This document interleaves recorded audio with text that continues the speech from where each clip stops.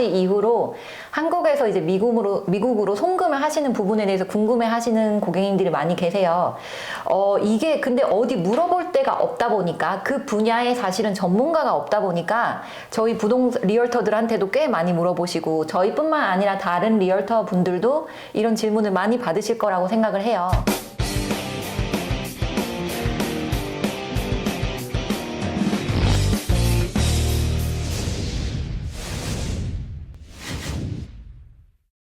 네, 안녕하세요. 애틀란타 BDS 한현부동산 전문인입니다. 이소율 부동산 전문인입니다. 네, 오늘 저희 이거 굉장히 많이 궁금해 하시는 것 중에 하나인데 뭐 저희 유튜브를 통해서도 그렇고 뭐 온라인으로 통해서도 그렇고 한국에서도 많이 연락들 오시잖아요. 이거 진짜 많이 물어보세요. 네, 그래서 한국에서 오실 적에 특히나 뭐 어학연수라든지 미국 이민이라든지 또 여기 더 나아가지고 또 투자 등에 또 관심이 있으신 분들 같은 경우는 이 송금 한국에서 송금을 하실 때 굉장히 많이 궁금해 하시는데 어떤 방법들이 있는지에 대해서 사실 많이 궁금해 하셨거든요. 네. 이 부분을. 그래서 이 부분을 또 이소율 씨께서 한국에서 보니까 경력이 어마어마하시는데 국민은행에서 오랫동안 일을 하셨어요. 네. 거기서 또 VIP 라운지에서 일을 하셨다고 이렇게 경력을 봤는데 KB 국민은행이라고 해주시겠어요? 아, 그래요? 네. 바뀌었나요? 선생님, 당황하셨어요? 아니 또 국민은행 하면 못 알아듣시는 이렇게. 요즘 젊은 분들은 또 KB라고 해야 아시더라고요. 라떼이즈 홀스. 라떼는 라떼는 그냥 국민은행. 국민은행이었어요. 요새는 KB로 바뀌었습니다. 네. 라떼는 말이야. 그러면은 그 대단하신 KB 국민은행에서 그 VIP 라운지에서 어떤 업무를 주로 하셨는지 간단하게 한번 좀 말씀해 주세요. 네. 저는 그 대졸 공채로 KB 국민은행에 입행을 했고요. 네. 총 경력은 9년을 거기서 이제 근무를 했었고 주로 제가 근무했던 파트는 VIP 라운지였어요. 이제 VIP 라운지에서 고객님들의 자산 관리를 해드리는 업무를 했었고 거기에 관련되는 이제 라이센스 12개 정도를 이제 소지를 하고 있고요. 그러다 보니까 일반적인 해외 송금 같은 경우는 이제 바깥에 일반 창구에서 많이들 일어나요. 뭐 네. 이렇게 소액 송금. 그렇지만 해외 유학생 자금 송금이라던가 혹은 해외 이민에 관련된 자금 송금이라던가 하는 좀 거액의 송금이 일어날 때는 실질적으로 제가 근무를 했던 VIP 라운지에서 좀 흔히 일어나는 업무였거든요. 그러다 보니 이제 자금이체 관련해서 제가 오늘 이제 여러분들께 많이 알려드릴 수가 있는 건 거죠. 네, 아무래도 한국에서 VIP 라운지에서 근무를 하셨다는 거는 이렇게 큰 금액의 송금이 오고 가는 거를 직접 네. 업무를 또 하셨을 텐데 많이 해봤죠. 그러면은 가장 궁금해 하시는 한국에서 이렇게 뭐 이민이라든지 어학연수 뭐 또 유학생 자녀를 두신 분들 굉장히 많이 궁금해 하시는데 여러 가지 이 외환법이라고 하잖아요? 맞나요? 외국환법. 외군 선생님, 당황하셨어요? 뭐라고요? 외국환법. 그 네. 관련해가지고 법안들이 있는데 어떤 방법들이 있는지 한번 간략하게 소개를 부탁을 드릴게요. 우선 이제 한국에서 미국이 아니더라도 해외를 송금할 수 있는 이제 방법이 여러 가지가 있는데 오늘은 흔히 일어나는 이제 4가지 부동산과 관련된 4가지 송금 방식에 대해서만 안내를 해드릴 거예요. 네. 가장 첫 번째로 말씀드리고 싶은 게 지급 증빙 서류 미제출 송금입니다. 이 용어가 조금 어렵죠. 이 단어 자체가. 이 단어만 보면은 미제출이라는 거는 네. 묻지마인가요? 서류가 필요 없다. 네, 정말 이거 쉽게 같은데. 설명을 드리면 미제출, 아무런 서류 없이, 아무런 증빙 자료 없이 보낼 수 있는 송금이 바로 이 지급 증빙 서류 미제출 송금입니다. 아무래도 이 아무 서류가 없다는 거가 그 보낼 수 있는 금액의 한도가 있을 것 같아요. 그렇죠. 서류나 이런 이제 증빙 자료 없이 보내는 송금이기 때문에 가능해! 돈만 맞으면. 1년에 미화 5만 불 이하로만 보내실 수가 있고요. 그리고 아무나 다 보낼 수 있는 건 아니고요. 국민인 거주자. 국민인 거주자가 약간 헷갈리는데. 용어가 또 어렵죠. 네. 일단 대한민국 국적을 소지하고 있고 현재 대한민국에 살고 있는 사람만 보내실 수 있어요. 외국인은 해당이 안 되고 저같이 만약에 미국 시민권자가 한국에 놀러 가서 안 됩니다. 거기서 이렇게 보내는 거는 또 안 되고. 안 됩니다. 네. 외국인 비거주자신 거죠. 한현 네. 씨는. 저는 국민인 비거주자인 거고요. 다행인 저는 거는 저는 한국에서 보낼 돈이 없어가지고 참 다행이라고 생각하는데 이거 어차피 해당 안 되시니까. 네, 네. 어차피 돈이 없었고요. 네, 여기서 그럼 궁금한 거는 이렇게 서류 미제출이라고 하는데 은행에서는 별도로 뭐 서류 작성하는 게 또 필요한가요? 네, 송금 신청서만 작성을 하시면 되시고요. 그 다음에 신분증은 가져가셔야 돼요. 네. 굉장히 간단한데 여기서 간단한 대신 리밋이 1년에 5만 불. 네. 네. 그리고 또 다른 방법이 또 있을 것 같은데 유학생 자녀를 두신 분 같은 경우는 5만 불로는 부족할 것 부족하죠. 같아요. 많이 네. 부족하죠. 그래서 해외 유학생 체제자 송금이라는 이제 또 카테고리가 따로 있고요. 이 유학생과 체제자의 그 단어의 그 정의를 먼저 안내를 해드릴게요. 그냥 이제 외국에 유학을 나간다라고 해서 다 유학생은 아니고요. 6개월 미만의 국외 연수를 목적으로 30일 이상 체류를 하는 사람을 해외 체제자라고 분류를 하고요. 6개월 이상의 국외 연수로 이제 출국을 하는 경우를 유학생으로 분류를 합니다. 그래서 이제 6개월 미만은 해외 체제자 송금을 하시는 거고요. 6개월 이상 거주를 하는 경우에는 해외 유학생 송금이 될 수 있는데 해외 유학생 송금 같은 경우는 이제 입학 허가서를 다 확인을 해요. 네. 은행에서 이 사람이 실제로 유학생으로 나가는 거 맞냐? 그 해외 교육기관에 입학 허가를 받은 그 입학 허가서를 확인을 하고요. 그 다음에 실제로 송금이 나간 후에도 1년마다 재학 증명서, 계속 재학을 하고 있는지, 뭐 혹은 성적 증명서도 프루프가 될 수 있죠. 내가 학생으로 재직을 하고 있다. 그런 이제 송금이 나간 후에도 그런 서류를 받기 때문에 조금 더 이제 까다로운 송금 방법이라고 할 수 있죠. 여기서 방금 말씀하신 그 성적 증명서까지도 제출을 요구를 한다는데 성적이 안 좋은 학생 같은 경우 좀 돈을 덜 보내라고 하는 건가요? 그게 무슨 성적의 유무와는 관련이 없어요. 네. 성적 증명서나 재학 증명서를 이제 확인하는 이유는 학생 신분으로 나간 거 맞냐? 계속 유지가 되고 있냐? 일회성으로 학생 신분으로 나갔다가 거기서 이제 다른 일을 하게 되는 그런 걸 막기 위함이어서 성적이 아주 안 좋아도 상관은 없어요. 상관은 성적만 없고. 나오면 됩니다. 네.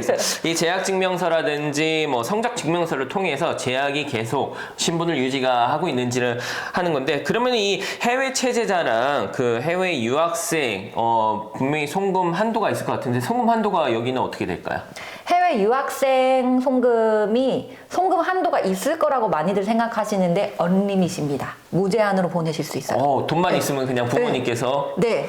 여기서 또 궁금한 게 있어요. 그러면 해외 유학생이 부모님이 만약에 기프트머니로 한국에서 그렇게 송금을 하실 적에 유학생 또한 부동산 구입이 가능하다는 얘기네요. 네, 제 대답은 가능합니다.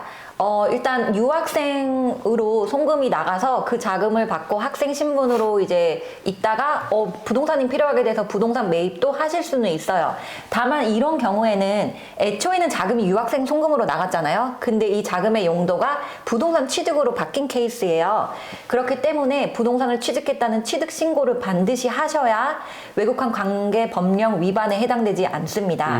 그리고 취득 신고만으로 끝나는 건 아니고요. 해외 부동산 취득했을 경우에는 이 사후 관리 절차도 전부 다 이행을 하셔야 돼요. 그리고 또 한 가지 더 이거는 말씀을 드리고 싶은 게 이런 경우에는 이제 자금이 부모의 돈으로 유학생 신분인 자녀한테 증여가 된 케이스이기 때문에 네. 증여세 부분도 고려를 하셔야 됩니다. 아무래도 증여된 부분에 대해서는 또 세금 부분이 따로 또 부과될 수 있는 따로 거죠. 생각을 하셔야 되고 네. 그러면은 이렇게 요즘 많이 온라인 뱅킹을 많이 하시는데 유학생 같은 경우는 자금 리밋이 송금 한도가 없다고 말씀하셨는데 온라인으로도 이렇게 뭐 몇 억씩 한국에서 보낼 적이 가능한 건가요? 우선은 연간 20만 불 이상 네. 송금을 할 경우에는 반드시 유학생 송금 같은 경우는 영업점에서만 하셔야 돼요. 온라인이 불가능하고 네, 뭐 5만 영업증이 불씩 5만 불씩 이렇게 보내실 수는 온라인 뱅킹으로 하시다가 연간 한도가 20만 불 이상 되면 아마 온라인 뱅킹 상에서도 그 메시지가 뜰 거예요. 영업점을 방문하라. 오케이. 그래서 송금의 한도는 없지만 연간 20만 불 이상 송금을 하실 때는 반드시 영업점을 방문하셔서 송금을 하셔야 됩니다. 그러면은 저희가 방금 말씀하신 거는 유학생이랑 해외 체제자에 관련해가지고 송금을 말씀하셨는데 그렇다면은 이제 해외 이민하시는 분, 네. 이분도 송금 문제에 대해서 굉장히 궁금해하실 것 같아요. 만약에 맞아요. 이민을 고려를 하신다든지 뭐 영주권이라든지 미국 시민권을 이미 갖고 계시는 분 같은 경우는 어떤 식의 송금이 해당이 될까요? 이런 경우는 해외 이주비 송금 카테고리에 해당이 되십니다. 네. 해외 이주비 송금 같은 경우는 우선 크게 두 가지가 있어요. 네. 해외 이주자, 해외 이주 예정자. 이게 무슨 뜻이냐면 해외 이주 예정자는 쉽게 설명을 해서 뭐 비자라던가 영주권을 신청해놓고 아직은 나오지 않은 사람을 해외 이주 예정자라고 분류를 하고요. 해외 이주자는 이미 영주권이 나온 사람이에요. 이렇게 이제 이해를 하시면 조금 더 쉬울 것 같아요. 그래서 이런 분들도 해외 이주비 송금 카테고리로 송금을 하실 수가 있고요. 보통 해외 이주비 송금 같은 경우는 이제 한국 국적을 가진 거주자가 외국인 시민권자와 결혼하는 케이스 이런 경우에 가장 많이 일어나고 그 외에도 이제 외국의 직장에 취직을 해서 거기서 이제 영주권을 받기로 이제 약정이 되어 있고 해외로 이제 이민을 가는 경우 그런 경우가 흔히 여기 해외 이주비 송금에 해당이 되고요. 역시나 송금 한도는 없습니다. 이것 또한 송금 한도가 없다는 게 굉장히 놀랍네요. 네, 그렇죠. 근데 이 카테고리로 송금이 나가실 때는 송금 금액이 미화 10만 불 이상이 될 때는 관할 세무서장이 발행을 한 자금 출처 확인서를 제출을 해야 돼요. 되게 어렵죠. 네. 자금 출처 확인서. 뭐 네. 되게 뭔가 국정원 느낌 나지 네. 않아요? 근데 사실은 이 서류가 되게 어렵게 들리실 수는 있는데 뭘 보는 거냐면 이 사람이 해외로 이민을 가는 사람이니 국내에 체납된 세금이 없는지 그걸 확인하는 서류일 뿐인 거고요. 의외로 이 자금 출처 확인서는 한 장짜리 서류로 되게 간단하고 쉽게 이제 체납한 세액만 없으면 누구나 쉽게 발행을 받으실 수 있어요. 이민이나 이렇게 이주를 가기 전에 밀린 세금이 있으면 내라 이런 의도겠네요. 네, 세금 다 내라. 그리고 너 세금 밀린 거 없지? 세금 밀린 거 없으면 너 이민 보내줄게. 약간 이런 의미로 보시면 그런 취지로. 네. 여기서 그 다음에 가장 궁금하고 많이들 저희가 실제로 의뢰를 받는 것 중에 하나가 한국 신분, 한국인 국적 가지신 분들이 해외 부동산 취득하실 적에 이제 궁금해하시는 송금이 어떤 식으로 가능한지 이런 의뢰를 많이 받았어요. 이분들 같은 경우는 어떤 식으로 가능할까요? 우선은 이제 재외동포 국내 재산 반출이라는 또 송금 카테고리로 왜 이렇게 어려워요? 이건 또 재외동포. 용어가 너무 어렵죠. 네, 재외동포. 오케이. 우선은 재외동포의 이 사전적 용의에 대해서 간단하게 정말 제가 쉽게 설명을 해드릴게요. 재외동포라는 이제 그 용어는 두 가지예요. 네. 외국 국적 동포, 그 다음에 재외국민. 이것도 너무 어렵죠. 어려워요. 이게 도대체 이게 무슨 좋죠. 말인가? 네. 정말 쉽게 설명을 해드릴게요. 외국 국적 동포는 한때 대한민국 국민이었던 자가 지금은 외국의 시민권을 딴 사람이에요. 한현 씨. 저 같은 경우 옛날에 대한민국 국적이셨죠? 네, 그쵸. 지금은 미국 시민권자죠? 맞습니다. 외국 국적 동포는 이런 사람을 외국 국적 동포라고 합니다. 네. 그 다음에 재외국민. 재외국민은 도대체 뭐냐? 있을 제자를 써요, 앞에. 외국에 있는 백성. 무슨 말이냐 하면 여전히 대한민국 국적의 국민인데 외국에 살고 있는 사람을 재외국민이라고 해요. 쉽게 말하면 지금은 영주권자를 가지고 있는 미국에 이런 사람들을 전부 재외국민이라고 해요. 네. 근데 여전히 대한민국 국적이잖아요. 영주권자들은. 네. 그래서 외국 국적 동포는 시민권자, 재외국민은 영주권자. 이러면 너무 쉽죠. 네, 이 간단하네요. 둘을 합쳐서 재외동포. 네. 이분들이 그러면은 외국에 부동산을 할 적에 어떤 식으로 송금이 가능할까요? 그리고 또 제한이 뭘까요? 일단 재외동포 국내 재산 반출도 송금의 한도는 없어요. 그래서 10억이든 20억이든 얼마든지 송금을 보내실 수는 있지만 이 재외동포 국내 재산 반출 같은 경우는 이 반출 재산에 대한 제한이 있어요. 네. 그러니까 내가 돈이 많고 내 재산이 막 여기저기 많다고 해서 이걸 다 보낼 수 있는 거는 아니고요. 딱 카테고리가 정해져 있는데 첫 번째가 부동산 매각 대금. 내가 한국에 소유하고 있는 집을 팔았던 돈. 두 번째, 내 국내 예금 혹은 신탁 계정에 있는 원리금. 그 다음에 증권 매각 대금. 주식을 보유하고 있다가 그걸 팔고 보내는 경우. 증권 매각대금, 그 다음에 본인 명의의 예금이나 부동산을 담보로 대출받은 그 대출 금액 보내실 수 있고요. 그 다음에 이제 내가 뭐 전세 같은 거를 줬다. 그럼 그 임대 보증금. 이렇게 카테고리가 딱 제한되어 있어서 그 카테고리 안에서 송금을 보내실 수가 있고요. 아까 한현 씨가 질문을 하셨던 이제 해외 부동산 투자에 관한 송금은 사실상은 해외 부동산 투자 또 카테고리로 따로 송금을 하셔야 돼요. 그런 식으로 송금을 하신 후에 만약에 해외에서 부동산을 취득을 하시면은 여기에 대해서도 아까 말씀하신 대로 또 사후관리 서류를, 절차. 네, 네. 사후관리 절차. 네. 참 용어들이 어려우는데 그게 곧 이제 계속 부동산을 소유하고 있다는 그 네. 증빙 서류인 것 같기도 하고. 사후 관리 절차는 이제 해외 부동산 취득을 하고 거기서 끝이 나는 게 아니라 이 취득을 하고 나서 실질적으로 나중에 이 부동산을 또 매도하게 되실 수도 있잖아요. 네.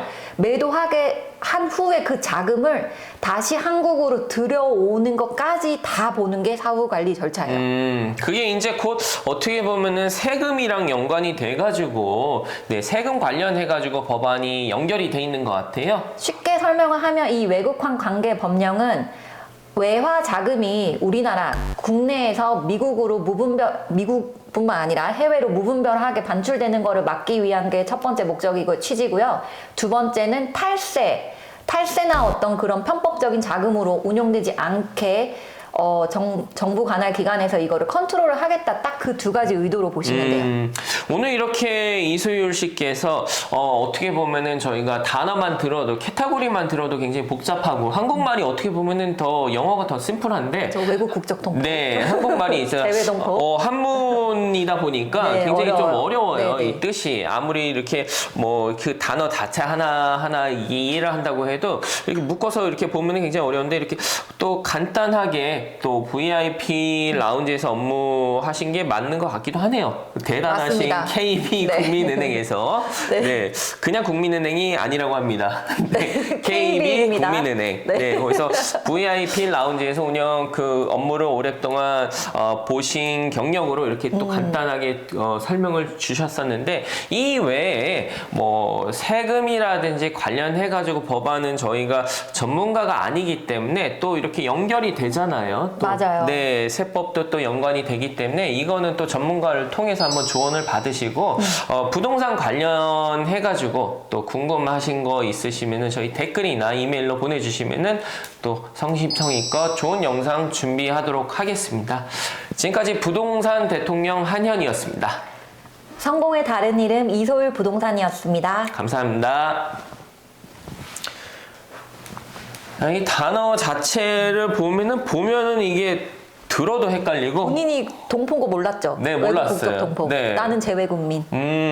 외국 두 개를 동포. 합쳐서 우리 둘은 재외동포. 아, 그렇게 또 묶어지는 거네. 그러니까 이거 송금을 하실 때 손님들이 본인이 뭐에 해당되시는지를 좀 알면 조금 더 카테고리가 많이 좁혀져요. 내가 재외국민인지 외국 국적 동포인지 유학생인지 체제자인지 이거에 따라 다 달라지니까 이 용어만 잘 아셔도 조금 감을 잡으실 수 있죠. 그럼 우리 승준이 형, 유승준은 스티브 승준이 형은 한때 어떤- 대한민국 국민이셨죠? 네. 자, 힌트 맞춰보세요. 한때 대한민국 국민이신 분이 지금 미국 시민권자잖아요. 네. 유승준 씨. 네. 뭘까요? 외국 국적을 갖고 계시니까 지금은 재외동포. 재외 동포 카테고리 안에 있는 외국 국적 동포 맞죠? 네. 정답. 똑같아요, 한현 씨랑 외국 국적 그럼 동포. 승준이 형은 재산이 많나? 그러면은? 뭐 이분도 이제 국내 재산 반출하셨겠죠? 오케이. 이분 같은 성공하셨지 경우도 않았을까? 이제 그 가실 적에 이런 거 송금이 만약에 하신다면은 이 카테고리에 드는 거네, 아무래도. 그쵸. 외국 국적 재외 동포 국내 재산 반출 카테고리 가능하셨죠. 근데 만약에 이분이 또 미국에 돌아와서 뭐 어디 대학원 등록하셨다 뭐 이러면 또 유학생도 될 수 있는 거예요. 또 예. 그게 카테고리가 또 바뀌고. 달라질 수 있어요. 근데 내가 내 코가 석자인데 승준이 형 재산까지 내가 관리를 하고 있어 지금. 나도 보낼 돈이 없는데. 지금. 없어요. 뭐 송금하실 일 없어요. 없어요. 돈이 제가 없어요, 도와드릴게요. 돈이. 아유, 수고하셨습니다.